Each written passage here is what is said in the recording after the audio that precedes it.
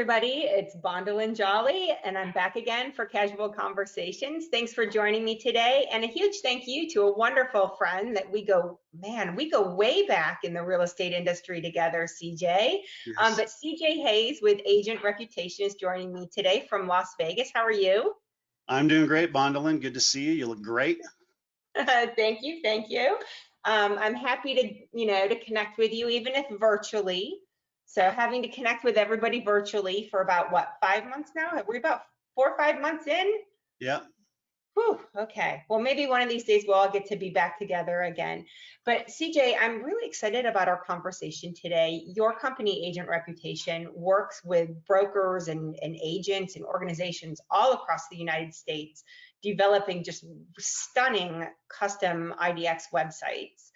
And I'm looking forward to you sharing some tips with our audience today of great ways that they can improve their website SEO. It's a big topic, right? People are really challenged. They want, when something is getting Googled that's relevant to them or to their real estate business, they want to show up in that Google search, and it is really, really challenging. So help us out, CJ. What can you tell us today? Well, thanks for having me, Bondolin.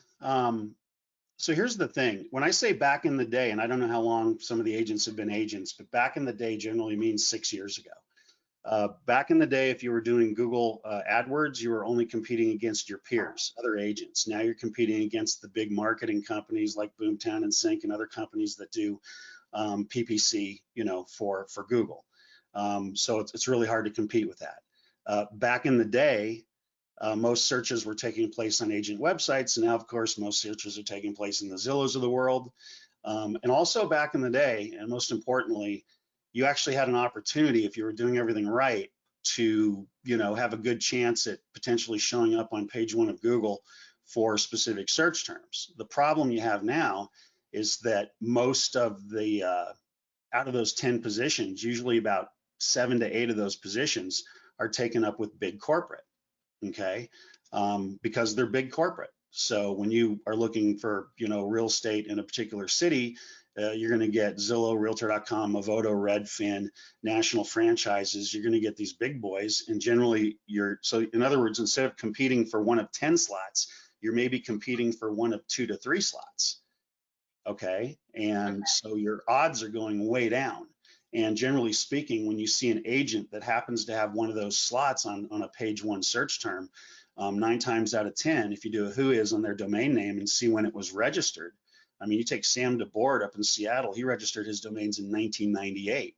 He's killing his organic positioning because he's been grandfathered in so long. So Google's looking at how old's the domain, has it had sexy content, is it a static site, or does it always have new content coming in each week? And it's looking at all of that. So it's very, very, very hard.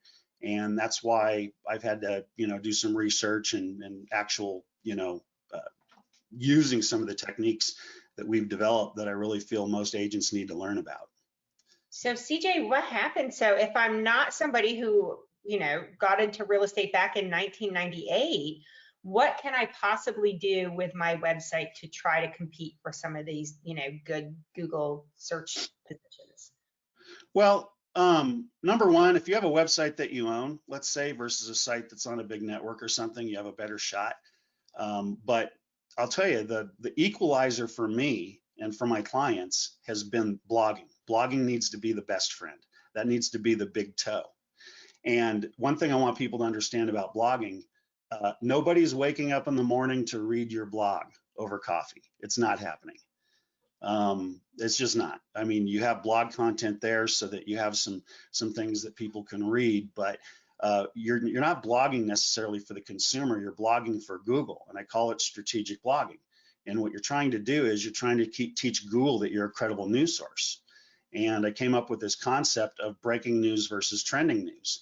If you're one of the first people to write about something, like an event coming up, a musical coming to town, a parade that was announced, a Google data center that was being built in your neighborhood, a restaurant that's going to open in 4 months, all this stuff. If you're one of the first people to write about it, you're going to be in the top 10 for those search terms.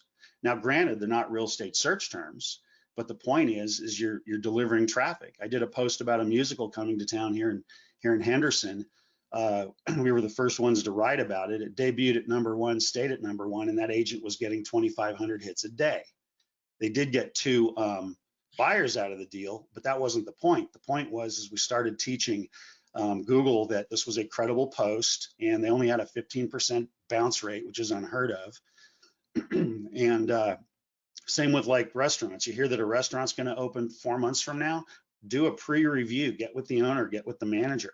Because if there's no representation on the internet for this restaurant and you do your post, you're going to be in the top 10 for eternity for that restaurant. And in most major markets, you're going to be getting about 100 hits a day. You know, local real, granted, if the place ends up being a dog, you're going to delete your post. But, you know, so that's important. And same with original content. 300 words at least, if not more. Doesn't have to be about real estate. Write something that's interesting. Go hyper local. Really pay attention to your community. Keep your ear to the ground. Sign up for, you know, Google News alerts.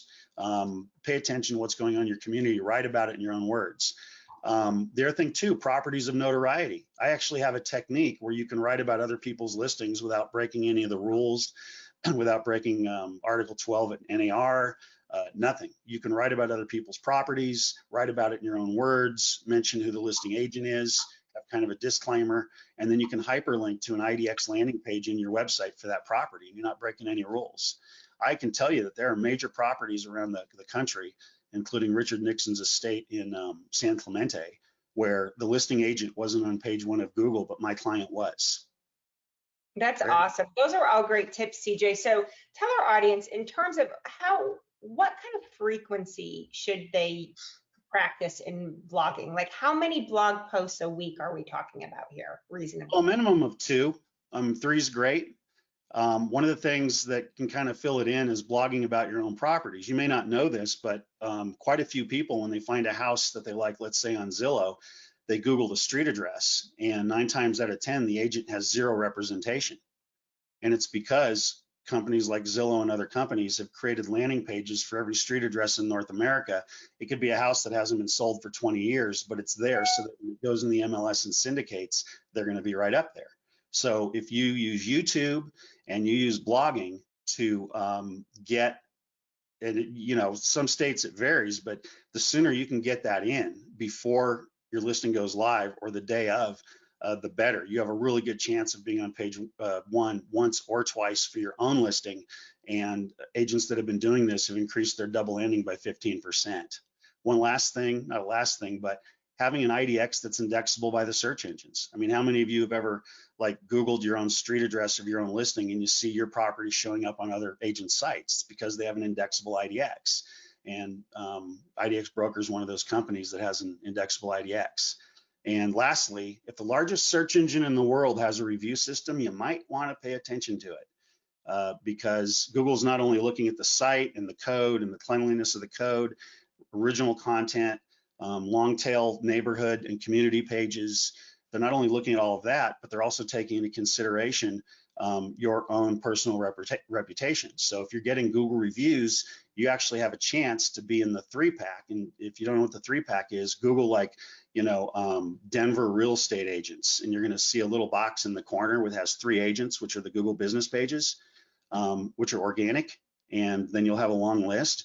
And if you're doing everything right, there's a way to actually get in there. But if you're getting Google reviews, it can't just be stars. It needs to be the 5 stars and at least like a small paragraph, because that's how they're giving you the quality of the review. And back to long tail communities, that's where you got to go crazy. I mean, if you know, like I'm in Las Vegas, you got 3 cities, North Las Vegas, and Henderson. And within Las Vegas, you have an area out to the west called Summerlin. And in Summerlin, you have a whole bunch of gated communities, country clubs, even country clubs that have multiple subdivisions. And so you want to create pages for all of that. It's something you can do over time, but then the odds of you being in the top 10 long tail for a specific community in your market goes way up. And I can tell you that less than 5% of the agents in the country are doing this. Right, and that goes back to your whole concept of being hyper local, right? Well, absolutely. And Google's paying attention to them. Sexy is a site that's continually has new content. You know, maybe some RSS news feeds, maybe some IDX widgets that are always put in blog posts that are maybe, always showing, the new houses that are available in the area. But like I said, it doesn't have to be about real estate. It just has to be about breaking news, not trending news. All right. If it's yesterday's story, don't even bother blogging about it. It's not going to index. But we've had a lot of experiments here in Vegas. We got the Raiders, we got the Golden Knights, we have new facilities being built and all this stuff. And when the clients here have blogged about stuff like that, the second it hit the newspaper, they stayed in the top 10. One last thing, we had a post about a UFC fighter who'd been renting his house here. And then when he moved, the people who owned the house immediately put it up for sale. It was one of those property of notoriety posts. This UFC fighter used to live here. And we came in one day, and over 24 hours last year, that particular post had 180,000 hits from Latin America, because some Latin American sports newspaper wrote about it. They did a search. They found this guy's house in the top 10 at Google. It happened to be an agent's blog post. How many houses did she sell to people in Latin America? 0. But you don't think 180,000 hits with a low bounce rate got Google's attention? It sure the heck did. So that helps everything. So Google's like, hey, this is a sexy site and it's got content. It's almost like a newspaper. We're going to start paying more attention to it.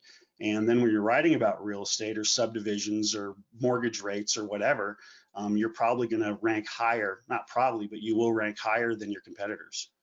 Wow, CJ, this is like such great news. And in a lot of ways, as you're sitting here saying these things, it really seems like common sense to me, but you totally nailed the strategy. And I know your company, I mean, all the agents and brokers that you work with rank very, very well. And I know that you guys do develop a lot of their content for them, even that super hyper local content, correct? Right.